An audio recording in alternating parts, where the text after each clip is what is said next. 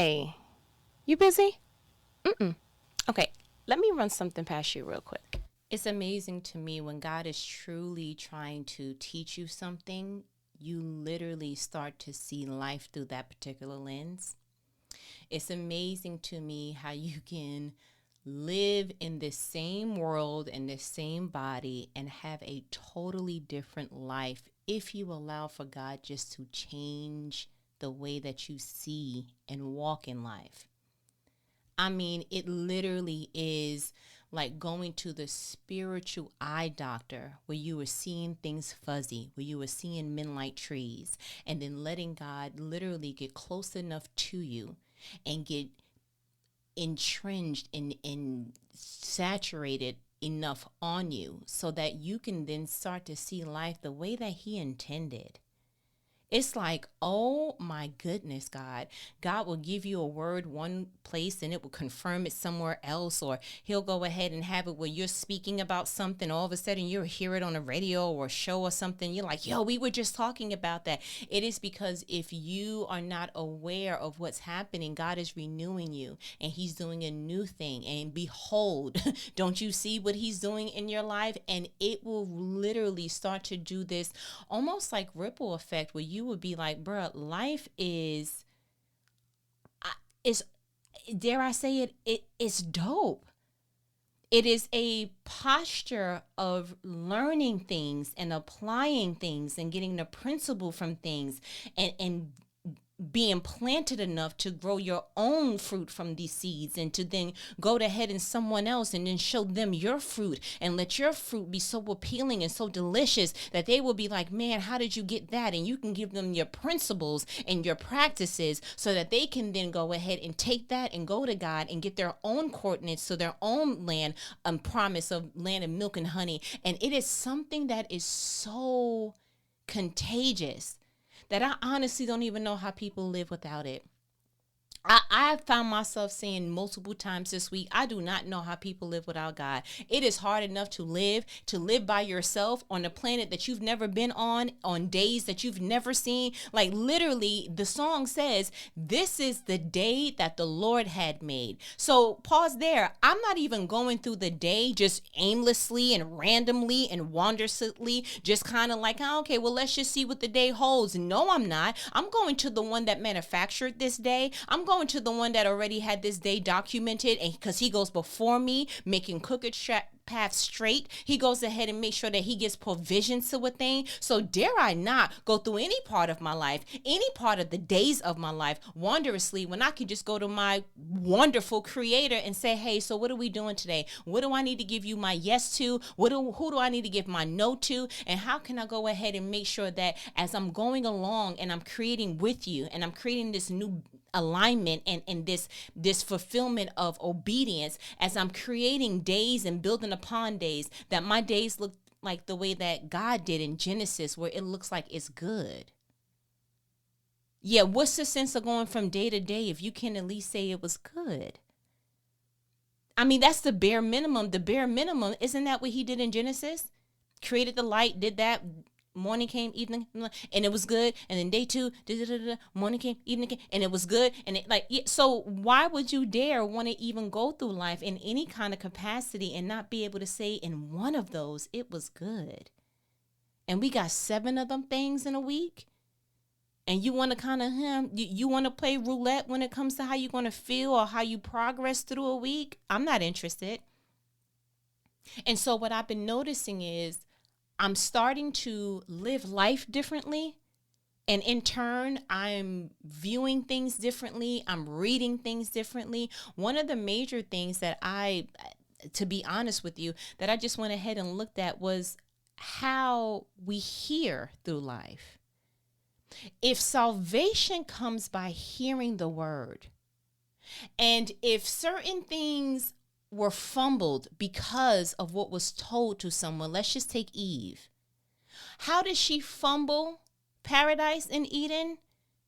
Because of who she was listening to, which was the serpent. So I'm starting to see that the first attack, although it was connected to deception and persuasion and perversion of what God intended, There is an attack on what you hear because what you hear connects to your heart. And if you have not noticed, how do you spell heart? You can't spell heart without spelling hear first. Hear. And then the T is how you get to heart. So whatever you hear, it gets into your heart. Whatever is in your heart becomes your thoughts. Whatever becomes your thoughts becomes your actions. Whatever are your actions are your behaviors, and then equals the summation of your life.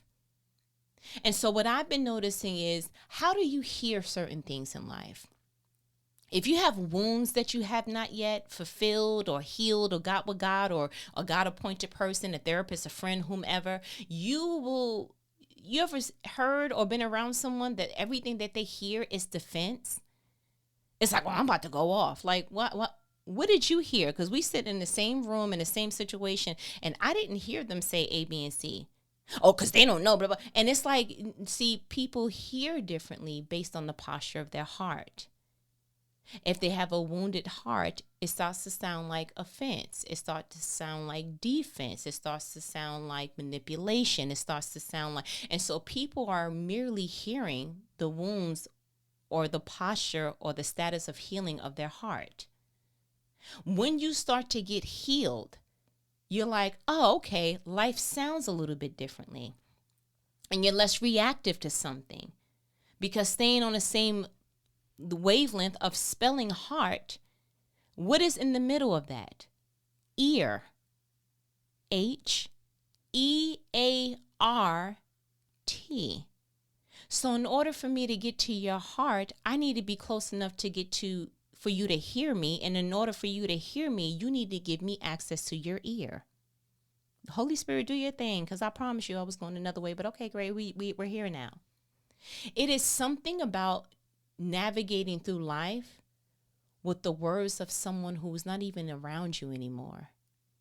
You still are replaying that same conversation that defeated you at that particular location. And even though you're not in that location no more, you carried that location with you. So no matter where you are, Egypt is with you.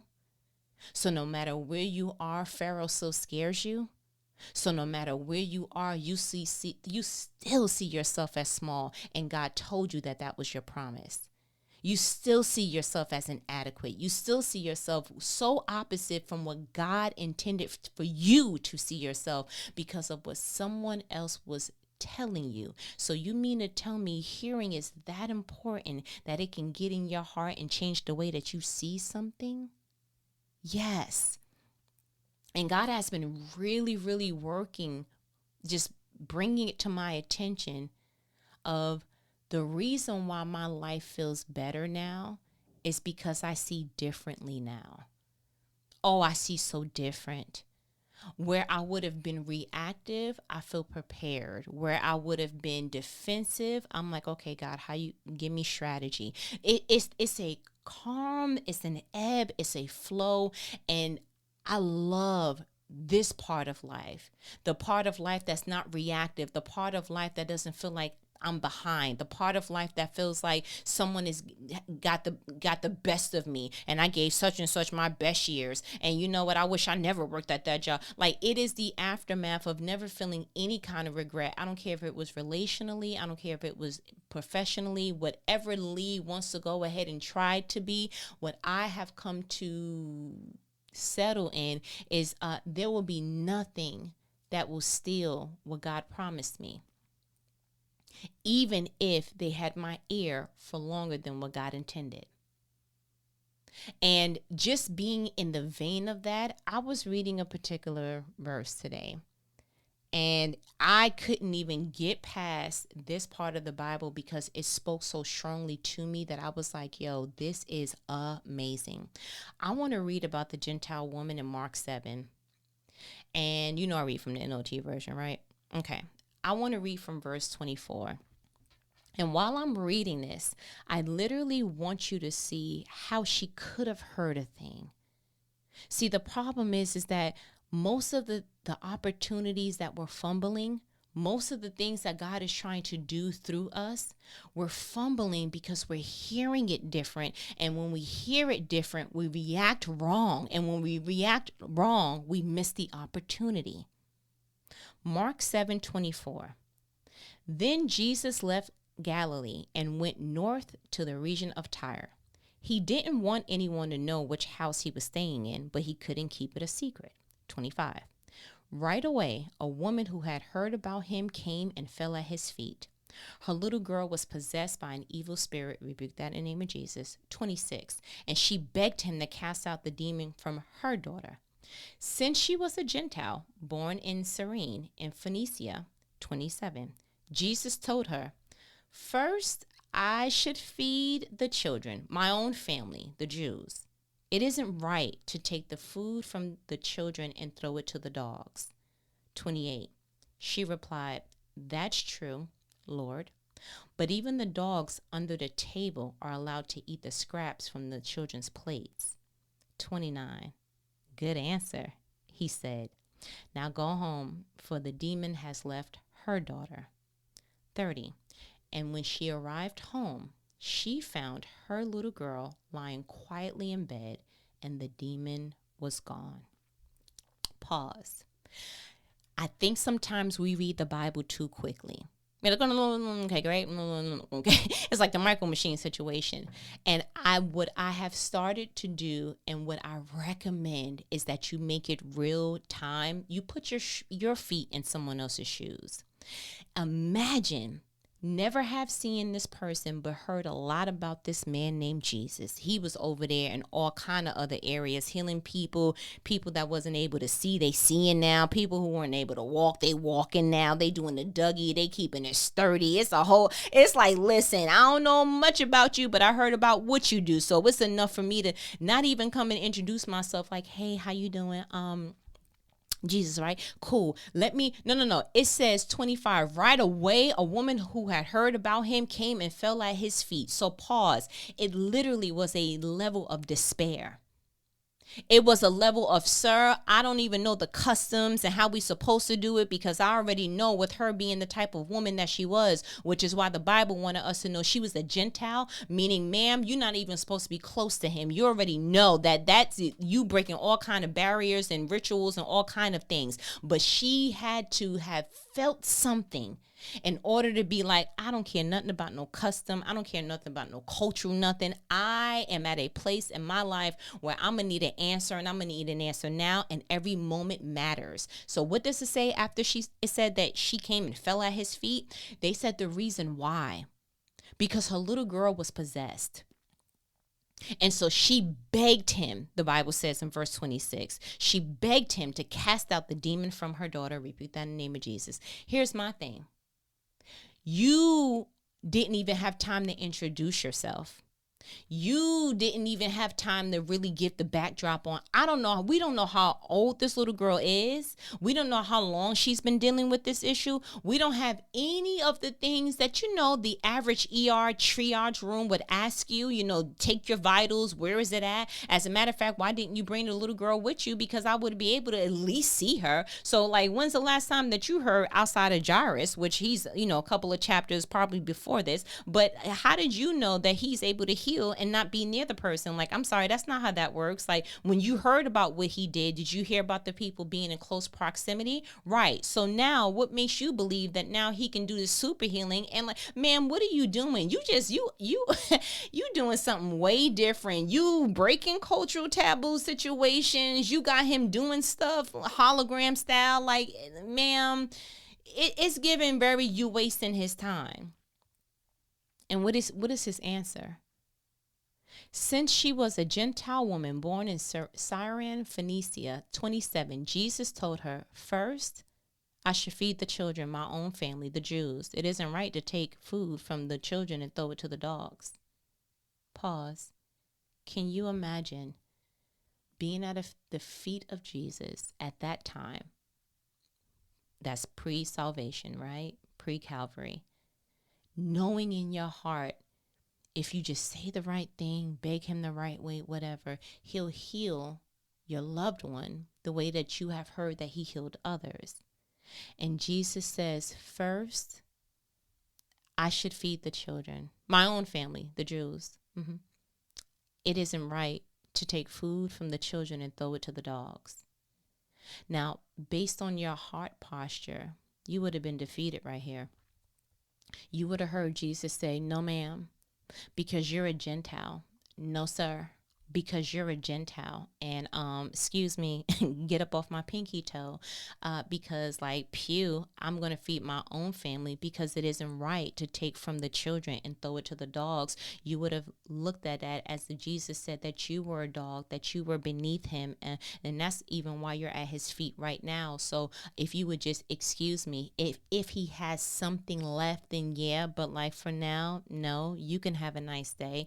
And in the most disrespectful way, the average person would have walked away from that and felt like, man, I heard that he did that dope stuff for other people. I heard that he was healing other people's marriages. I heard that he was making, heart wounds and soul wounds. He was making them healed. I heard that he was taking childhood trauma and he was taking out the triggers so that we can be fulfilling and fruitful adults. I heard that he was doing something with people's careers and he was doing stuff with people's heart's desires, and he wanted you to know that he didn't put that heart desire in your heart for it to torment you. He actually put it there so that you would commit to the path that he's taking you. He's taking you this way because he knows a few things about what's on the way. So if you would just trust the way that he's taking you, then maybe you would go ahead and hold on to the heart's desires instead of feeling like the heart desires keeps you hostage because it doesn't look like where you're currently at. So all of a sudden now you feel like, well, maybe he's forsaken me. No, maybe he's making provision. Maybe you need to close your eyes and be spirit led, because spirit led sometimes makes you negate what you see around you. Yes. And so sometimes what God is trying to do is he's trying to get you somewhere. He's trying to get you to hear something. He's trying to get you to do something, to provoke something in you, to say, you know what? I'm taking a stand. You know what? No, I know in my heart, this is what I believe. Nope. I know that it don't look like my bank account can go ahead and afford this dream, but if God put it in there, then he's going to do something. Probably either I'm going to be the exception or he's going to do something exceptional. Like, I don't know what to say.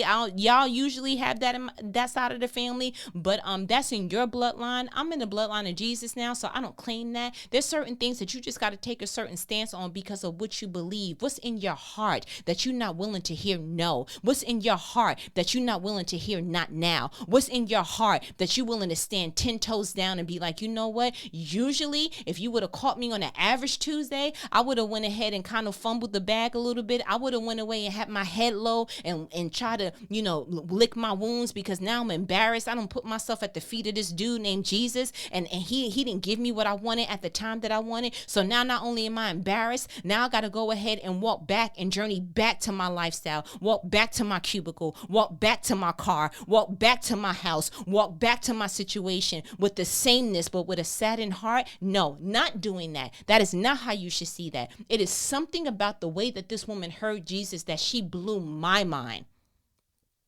The Bible says, since she was a Gentile born in Syrian Phoenicia, 27, Jesus told her, first I should feed the children, my own family, the Jews. It isn't right to take food from the children and throw it to the dogs. And what was her reply? Pause. As a matter of fact, what would have been your reply? Thank you for your time and your consideration. Can I take one of your business cards, or can I get your phone number real quick so that when you do finish, you can circle back and get to me? What would have been your reply? Matter of fact, when you identify what your reply would have been, what did you hear that made you reply like that? Did you even, matter of fact, let's just go to the lady, 28. She replied, that's true, Lord, but even the dogs under the table are allowed to eat the scraps from the children's plates. 29. Good answer, he said. Now go home, for the demon has left your daughter. Breathe in the name of Jesus. 30. And when she arrived home, she found her little girl laying quietly in the bed, and the demon was gone. Bruh, that woman heard through Jesus and was like, yeah, but no, I came too far to go ahead and go back the same way I came. I've been through too much to just go ahead and make this another notch under my belt of survival. There's too many things I endured. No, I gave birth to something that's not living to its potential and fulfillment the way that God intended. So if it's wrong, then it got to be made right. And so I'm not going to doctors. We don't even have no background information on what she did to try to go ahead. It's like, nope, I'm going back to the source. I heard about God. I heard of some things that he did in some people's lives. And I'm just going to go ahead and lay prostrate and say, God, can you change it? And Jesus said to the natural ear, no. Jesus said to the semi-healed ear, not yet. But Jesus said to the person that has a heart desire that's unwilling to unclench it, I gave you an example of something. I gave you pieces of something. Put the puzzle together and tell me your response to it. She didn't even answer the fact that, bro, did you just call me a dog? She didn't even, hold on, I'm sorry. She didn't take offense, so she wasn't defensive. She didn't get humiliated, so she didn't answer in embarrassment. She answered from what she knew and for what was in her heart. Her reply was, that's true. So she wasn't a defensive woman. Lord, but even the dogs under the table are allowed to eat the scraps from the children's plates. Now, how would she have known that? Life experiences. How would she have known that? Probably got a dog at home or somewhere in the community. It's always a dog somewhere. Watch the average movie. It's always a dog somewhere. There is something about the way that you hear that should prompt and poke what you know. And if you got some information that still gives you a foot in the door, that still gives you an opportunity, that still gives you a tail on the dog, if it gives you an opportunity to go ahead and say, yo, you may have heard no, because he said, what did he say? First, I should go feed my children, my own family, the Jews. The average person may have heard no. The semi-healed person may have heard not yet, because he said, first, I should feed the children. He didn't say no. He said, oh, there's an order to this. I got to take care of my people. Then I can go ahead and take care of your people. And the reason why I got to take care of my people first is because it isn't right. And then that's when he gave that particular parable or that example or analogy about, the children and the dogs. But that healed woman with a heart's desire, knowing what she knew about God, knowing what she knew that he did some things, she said, yeah, so what you just said, I didn't hear no. What you just said, I didn't hear not yet. Where I'm from, dogs still eat, sir. Where I'm from, even they may not get the largest portion, but they at least get the scraps. So what you're not going to do is, I'm not walking away from you unless you absolutely positively said no, unless you took the opportunity from me, unless you closed the door, unless they did not call me back, unless my phone just did something weird. But the problem is we are so busy and we are too quick to get off of our posts. Most of the time you're missing opportunities because you walked away too fast. Most times you walk away from an opportunity too fast because of how you hear a thing, and how you hear it is how you see it. You ask one question, are y'all hiring? Well, right now management is doing, and because you didn't hear YES initially, you heard no. And so you reacted like you heard a no. And so you missed your opportunity because you didn't hear possibly, maybe not yet, but more than ever, why don't you make that no and throw a W at the end and make it a now moment? For now on, every time you see something that comes across your path, you better not ever accept it as a no unless God absolutely closed the door. Up until that point, you create now moments. What can I do now to recreate a different moment? What can I say now to recreate another moment? What do I have in my arsenal, in my life bag, in my tool bag of life that I can make it a now moment? I'm not looking at no more no's and just walking away. There's so many other different letters you can tack on the end of that. Put a T, that means not yet. Put a W, that means a now moment. Put something else, but you're going to just walk away and leave that no naked and just have a no in your arsenal for what? Because you may not have said something. Imagine if this woman, when he said that, she was like, you know what, Lord, you're right. That's true, Lord, period. And that's it. And that's how the story ends. No, she said, that's true, Lord, but come on, but But even the dogs under the table are allowed to eat the scraps from the children's plates.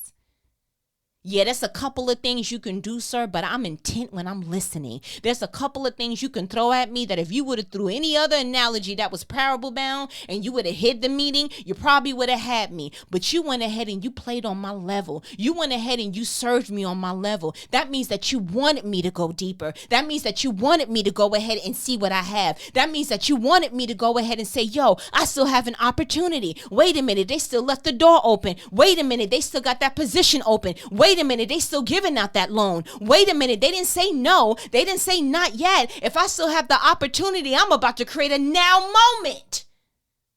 That's how you got to be when it comes to these things. Too many people missing their blessing. Why? Because you walked away too fast. You left too fast. You hung up too fast. Too fast. Slow down to be able to, and listen, this woman has got to be from New York. Yep. Got to be, because she was witty. I don't even know how much time passed, but it was enough for the next thing to be said was that Jesus said, good answer. Sir, are we on Family Feud? Might as well. Good answer, he said. Now go home. It's amazing to me. He had to tell her to go home. That means that he must have looked in that woman's eyes and was like, oh, you're not going to let go.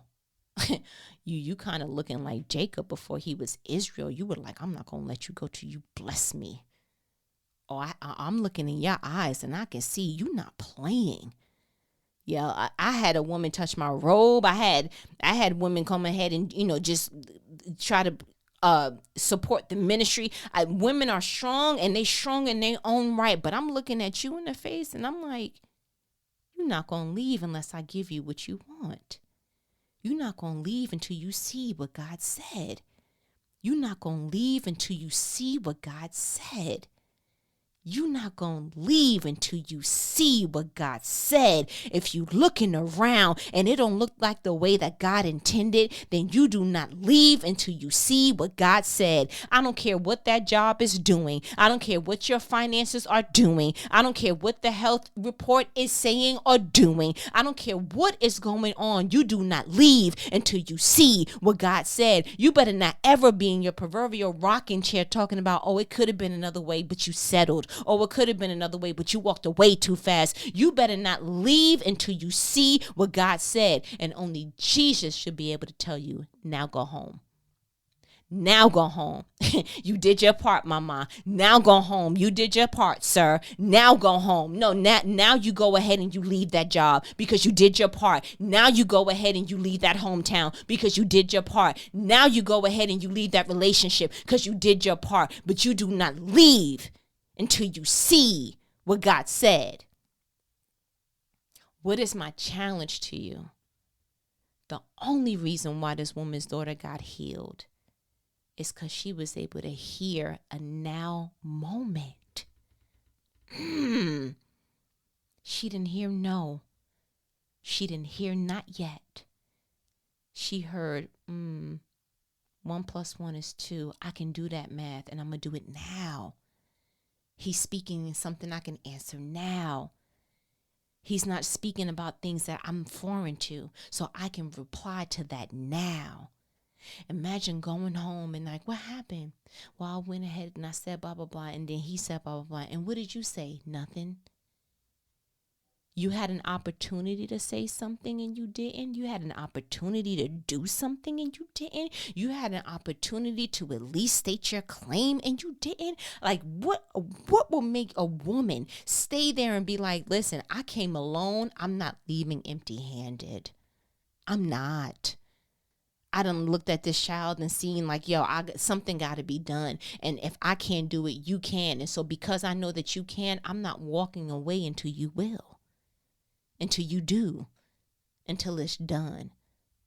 But I will not leave until I see what God said. Create your now moment. Don't you dare tuck your tail because it looked like, oh, they said I'm number 62. Ask for a supervisor. Oh, they said they're not giving out raises right now. Ask them why not. And what could you do at this time to go ahead and make sure that you're on the right trajectory to get a income increase within 6 months? Because at this point, like, why you not advocating for yourself? Why you not creating now moments? Cause you hear no? Cause you hear not yet? Cause Buddy said, "Oh, I'm not really into marriage." Oh, okay. Listen, create your now moments. And what does a now moment look like? That I'm not walking away the same way I walked to you. That I'm not leaving this job the same way I came here. That I'm not going to keep the same financial bracket and the same level of financial literacy and wisdom that I started with 5 years ago. Absolutely not. What changes between a no, a not now, and a now moment? That you hear differently enough to see differently so that you can see when to attack. Yeah, you got to be like, oh, yeah, I hear him. He's right, but he didn't say no.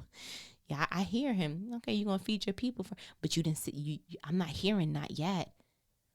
And actually, I'm reading your body language, and it's kind of like if you were done, you would have walked away from me.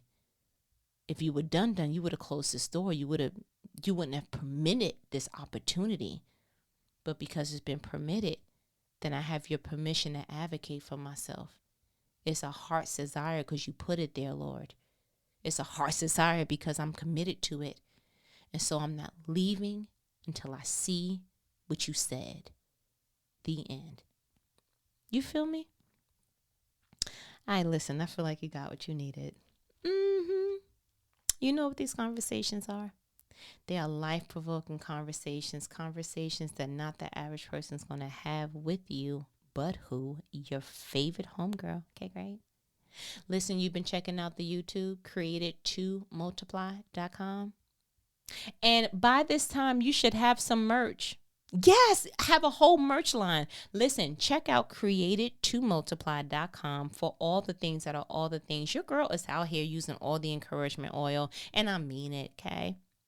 But I'm going to go ahead and let me go because you got YouTube and merch lines and things to purchase. Yes. Okay. So we talk later? All right. Later.